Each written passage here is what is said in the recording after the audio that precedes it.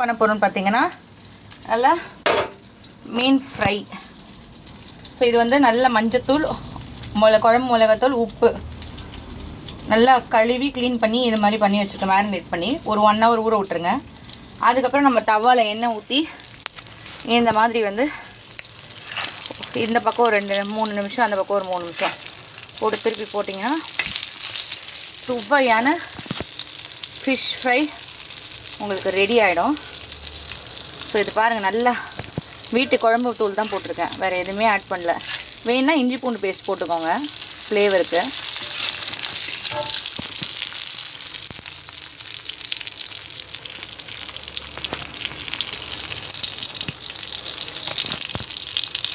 எப்படி இதுவாகிருக்கு பாருங்கள், மொரன்னு. இது நல்லா சாம்பார் சாதம் இல்லை ரசம் சாதம் இந்த மாதிரி வச்சு சாப்பிட்டிங்கன்னா டேஸ்டியாக இருக்கும். ஸோ நீங்களும் ட்ரை பண்ணி பார்த்துட்டு கமெண்ட் செக்ஷனில் கமெண்ட் பண்ணுங்கள் ஃப்ரெண்ட்ஸ். மறக்காமல் நம்ம சேனலுக்கு லைக் பண்ணுங்கள், ஷேர் பண்ணுங்கள், மறக்காமல் மீன் சாப்பிட்டுட்டே சப்ஸ்கிரைப் பண்ணுங்கள். Thank you friends.